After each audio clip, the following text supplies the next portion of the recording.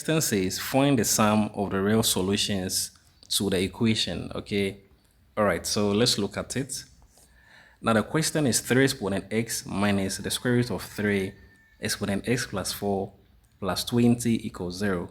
Now let's apply the first law of indices. Okay, so a exponent m plus c is the same as a exponent m times a exponent c. Now let's apply this to our question. So we are going to have 3 exponent x times the square root of 3 exponent x times the square root of 3, okay, exponent 4. Okay, and then plus 20 equals 0. All right. Now, we can write the square root of 3 as 3 exponent half, okay?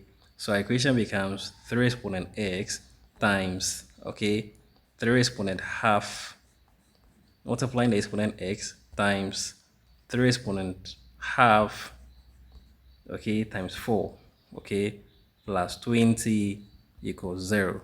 All right.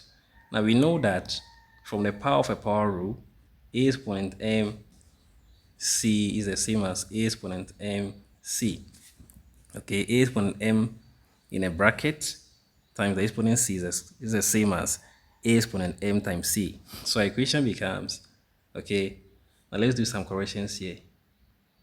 Okay, so here it's subtraction and not. So here is minus. Okay, here is minus. All right, so our equation becomes, okay, 3 exponent x minus 3 exponent half x, okay, times 3 exponent half times 4, and then here plus 20 equals 0. All right, so our equation becomes, now 2 cancel itself, 1 goes here, 2. So we're going to have 3 exponent x minus 3 exponent half x times, now here will give us 3 exponent 2, which is 9. So let's write 9, okay, times 9 plus 20 equals 0. Now let's apply a certain concept here, okay. Now we can say that let half x represent or stands for a. Therefore, x itself is going to be a plus a, which is 2a. Okay, now let's put this into our equation. So wherever we see x, we put 2a. Wherever we see half x, we put a. So our equation becomes 3, okay, 3 exponent 2a minus 3 exponent a times 9 plus 20 equals 0. All right, now we can write 3 exponent 2a as 3 exponent 2 times a. Okay, all right. All right, so let's apply the power of a power rule here. Okay, so let's state it again. A exponent m times c should give us a exponent c, okay, multiplying the exponent m. So our equation equals 3 exponent a squared minus 3 exponent a times 9 plus 20 equals 0. All right, so we can say let 3 exponent a represent b. So wherever we see 3 exponent a, we write b. So we have b squared minus b times 9 plus 20 equals 0. Okay, so we are going to have b squared minus 9b plus 20 equals 0. All right, so this is a quadratic equation. You can solve it using the quadratic formula. But by inspection or by observation, you can see you can just use factorization to simplify the equation. Okay, so you can say b squared minus 4a minus 5a plus 20 equals 0. So therefore, we can say b times b minus 4 minus 5 times a minus 4 equals 0. So our equation becomes b minus 5, b minus 4 equals 0. So we can say b minus 5 equals 0, 0. Let's call this equation 1.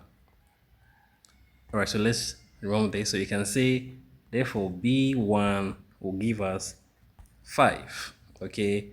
And then we can say b minus 4 equals 0.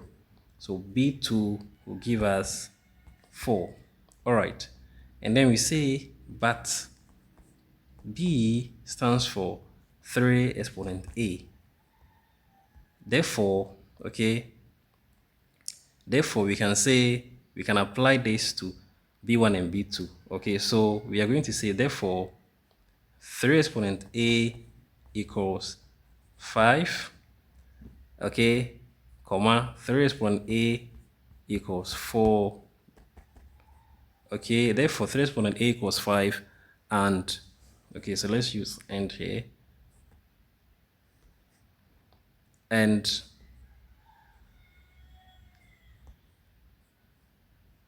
three exponent a equals 5, and okay, 3 exponent a equals 4 respectively.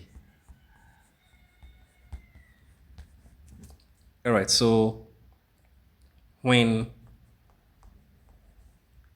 3 exponent a equals 5, we can say, okay, all right, now let's do some changes here. Okay, let's do some substitution here. So we say, but a stands for half x. So our equations become 3 exponent half x equals 5, okay, and then 3 exponent half x equals 4. All right, now I want to start naming the equations from this point. Okay, so you had several equations, but I want to call this equation 1 and call this equation 2. So you can give them your own names. All right, so we say from equation 1, 3 exponent half x equals 5. Okay, so let's apply logarithm here. So this and this are not the same. The bases are not the same. So we are going to use logarithms.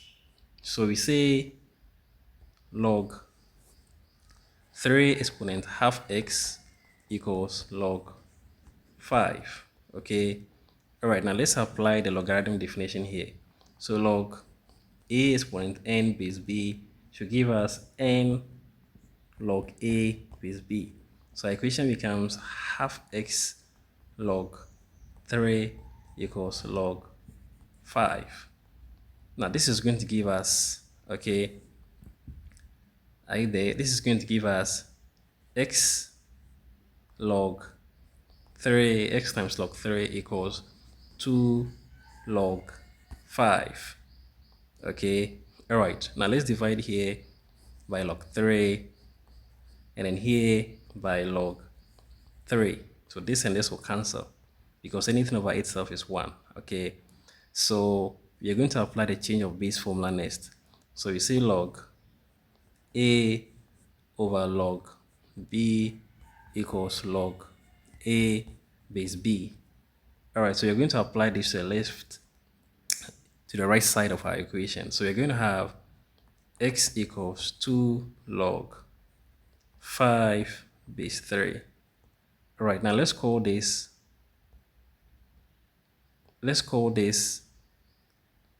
x1. Okay, so again we say from equation 2, so let's check equation 2. Okay, 3 exponent half x equals 4. Okay, 3 exponent half x equals 4.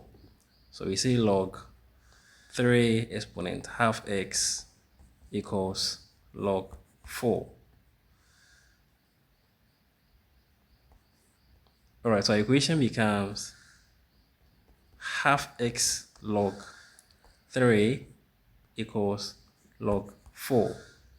Okay, so you're going to have x log 3 equals 2 log 4. All right, now let's apply the change of base concept. So we divide here by log 3, here by log 3. Okay, so this is going to give us x log 3 base 3 equals 2 log 4 base 3. So log 3 base 3 will give us 1. So 1 times x is x. So we have x equals 2 log 4 base 3. And let's call this x2. Now, therefore, we can say x1, x2 equals, now let's reference x1. So x1 is 2 log 5 base 3. So we have 2 log 5 base 3, and x2 is 2 log 4 base 3. Now the question asks us to find the sum of the real solutions. Okay, all right, so we are going to find the sum of x1 and x2. So we say 2, okay, 2 log 5 base 3 plus 2 log 4 base 3.